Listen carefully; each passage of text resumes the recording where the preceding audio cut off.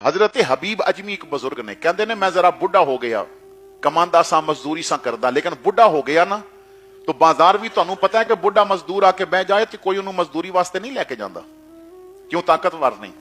हालांकि कोशिश करो कि उन्होंने लै जाओ, कम थोड़ा लवो, पैसे पूरे दे दियो, गरीब नाल तावन हो जाता है। लेकिन असी सुपर स्टोर तो जदों फ्रूट लैंदे आ ना ते जिहड़ी कीमत उत्थे लिखी है ना असी वो पूरी देने आ, क्यों? ये सुपर स्टोर इन्हां काम नहीं करना। ते जिन्हें केले दा छाबा सर ते रखिया ना ते बुढ़े कोल साइकिल भी नहीं बहुती उत्ते रख के जाए, उन्हें घर चलाना है, वो साइकिल जोगे पैसे को नहीं, वो गली च फिरदा आ गया ना, उन्हें आखिया 100 रुपए का दर्जन ते तू उत्थे रट्टा ला दिता, मैं ते 80 का लैना।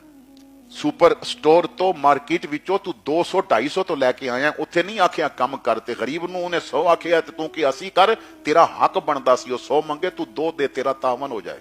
लेकिन असी हमेशा गरीब ते रोप पाते हैं, क्योंकि अमीरां ते सामने लगता नहीं ना। साडा ब्लड प्रेशर भी बड़ा सियाना है, ये अमीरां सामने कदी आई नहीं होया, हमेशा लिस्से सामने आई होंदा है। गालियां कढ़ने क्यों ब्लड प्रेशर आई है, कदी चौधरी या मलक नूं भी कढ़ना, MP नूं भी कढ़, वजीर नूं भी कढ़, बड़ा तेरा ब्लड प्रेशर सियाना है, हमेशा लिस्से सामने आई होंदा है, अमीर सामने और डाडे सामने कदी हाई ही नहीं होया। अपनी कमीनगी नूं ना दे दिता है ब्लड प्रेशर दा, अपने अंदर दी गलाजत निकालण नूं ना दे दिता है ब्लड प्रेशर दा।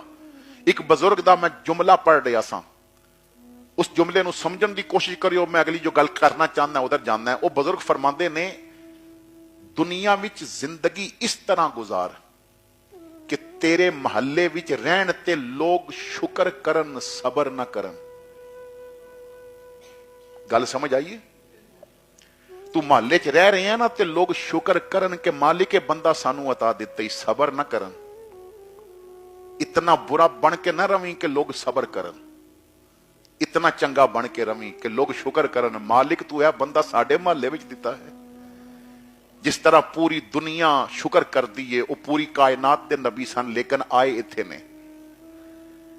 तो हजरात गिरामी फरमाते ने, बुढ़ा हो गया, बीवी ने आखिया काम करो जाके, जिस्म की ताकत जवाब दे गई, मैं चौक विच आके बह गया, कोई भी मैनू मजदूरी ते रखण वास्ते तैयार नहीं।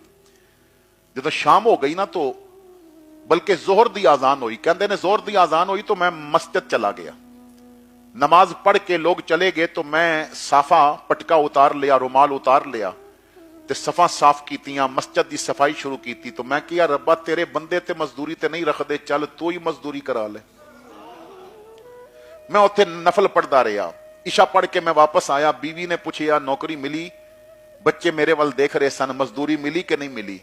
तो मैं क्या इन्हां दा दिल ना टुट जाए। मैं क्या, मजदूरी मिली है और बड़े करीम दे घर दी मिली है, लेकिन अज उन्हें मजदूरी दी नहीं तो मैं मंगिया नहीं, करीम बड़ा है तो मंगी नहीं, दे देवेगा। दूसरे दिन मैं चला गया, जोर तक मैं बाजार बैठा रहा, कोई भी मैनू ना लैके वेखन, लोग बुढ़ा बंदा चले जान।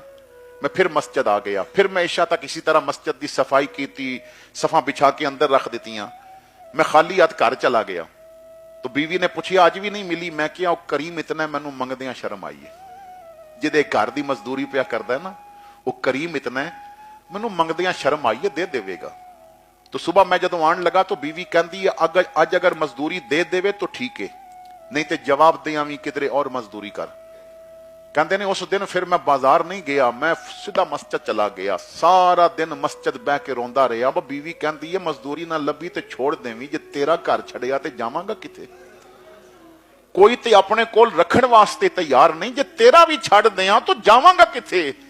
ए अल्लाह कोई ऐसा सबब फरमा दे, मेरे कोलों तेरे घर दा राह ना भुले, ऐसा सबब फरमा दे कि मैं तेरे घर ते आंदा जांदा रवां।